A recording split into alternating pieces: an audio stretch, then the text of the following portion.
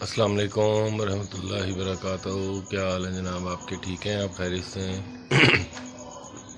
اللہ میاں آپ کو خوش رکھے۔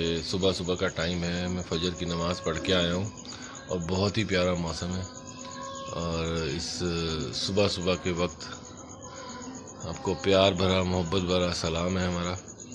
اور اس کے بعد میں آپ کو آج کا ایک ورد بتاتا ہوں جو قرض سے نجات دلا دے گا۔ آپ کو اوپر جتنا بھی قرضہ ہو، کسی بھی قسم کا قرضہ ہو، کیسا بھی قرضہ ہو، اس سے انشاءاللہ آپ نجات پا لیں گے۔ یہ اسکرین پہ آ رہی ہے ایک آیت، اس کو باقاعدگی کے ساتھ پڑھیں۔ اس پہ کوئی پابندی نہیں ہے، جتنا مرضی پڑھیں، لیکن پڑھنا ضروری ہے۔ 100 مرتبہ پڑھ لیں، 200 مرتبہ پڑھ لیں۔ شروع اول آخر یعنی کہ آپ کو درود شریف پڑھیں، اس کے بعد یہ جو اسکرین پہ آ رہی ہے قرضے سے نجات کی دعا، یہ پڑھیں۔ انشاءاللہ تعالیٰ دعا کریں، اللہ تعالیٰ آپ کی مشکلیں آسان کرے گا۔ اور انصاف کیا کریں، حق کا ساتھ دیا کریں، حق والوں کے لیے بولا کریں۔ جو لوگ حق پہ ہیں ان کا ساتھ دیا کریں 100%۔ اور حق پہ بولنے والوں کے ساتھ، حق کے ساتھ چلنے والوں کے ساتھ اللہ کی طاقت ہوتی ہے، اللہ کی ذات ہوتی ہے۔ اللہ تعالیٰ جو ہے بہت ہی غفور و رحیم ہے، وہ اپنے انسان کو اتنی ہی تکلیف دیتا ہے، اپنے بندے کو اتنی ہی تکلیف دیتا ہے جتنی وہ سہ سکے۔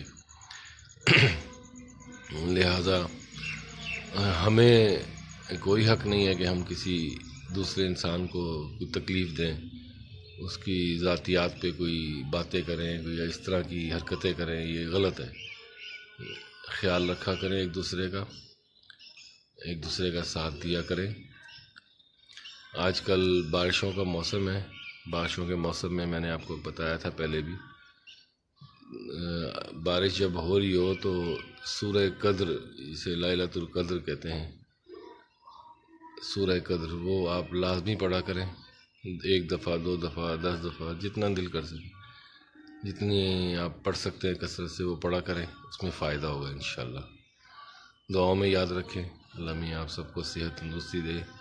آپ کے والدین جو حیات ہیں، اس دنیا میں ہیں، ان سب کی مغفرت میں اللہ تعالیٰ ان کے گناہوں کو معاف فرمائے، ان کو صحت تندرستی والی زندگی دے۔ جو لوگ اس دنیا سے رخصت ہو چکے ہیں ان کی مغفرت فرمائے، ان کو جنت و فردوس میں اعلیٰ مقام حاصل ہو۔ ماں باپ کی خدمت کیا کریں، ماں باپ سے نرمی سے پیش آیا کریں، بہت ضروری ہے۔ یہ جو عمر ہوتی ہے، اس میں تو کہتے ہیں اللہ تعالیٰ بھی قرآن پاک میں 5 جگہ فرماتا ہے کہ ماں باپ کو اف تک نہ کریں، کچھ بھی ہو جائے ہمیشہ نرمی سے بات کریں، کیونکہ وہ بڑھاپے کی اس عمر میں ہوتے ہیں، ان میں نہ طاقت ہوتی ہے نہ سکت ہوتی ہے، لہٰذا ان کا خیال رکھا کریں، جتنا ہو سکے ان کے ساتھ پیار سے، محبت سے، شفقت سے بات کیا کریں۔ مسکرا کے دیکھنا بھی سمجھ لیں آپ کو ایک عبادت ہے اور مفت کا ثواب ہے آپ کے لیے۔ ان سے باتیں کریں، میٹھی میٹھی گپ شپ کریں، ان کی باتوں کو انجوائے کیا کریں۔ غصہ کرنا اور اس طرح کی باتیں کرنا کہ وہ گھبرا جائیں، ڈر جائیں، یہ چیز اچھی نہیں ہے۔ اس عمر میں تو اللہ تعالیٰ بھی کہتا ہے کہ ہم آپ کو بڑھاپے کی طرف لے جاتے ہیں، جوانی سے بڑھاپے کی طرف لے جاتے ہیں، اور بڑھاپا جو ہے وہ بچپن کی تشبیہ دیتا ہے۔